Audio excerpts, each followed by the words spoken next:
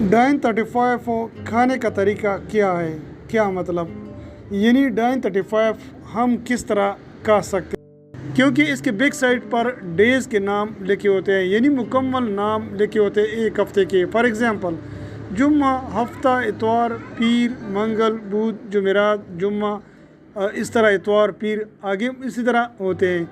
इसका मतलब ये है कि जिस दिन आप लोगों ने शुरू किया आप लोग गिनती करते जाए। मिसाल के तौर पर आप लोग एक फ़ीमेल जुम्मे के दिन ये गोलियाँ स्टार्ट कर रही है तो उसको चाहिए कि कोई भी नागा न करे।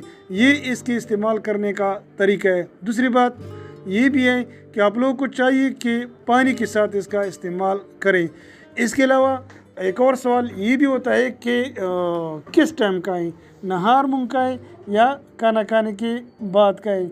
जी हाँ, अच्छी बात है कि आप लोग खाना खाएं और तकरीबन 30 से 35 मिनट के बाद आप लोग डाइन 35 गोली इस्तेमाल करें। अभी आप रात को इस्तेमाल करते हैं, दिन को इस्तेमाल करते हैं, इससे इतना फ़र्क नहीं पड़ता।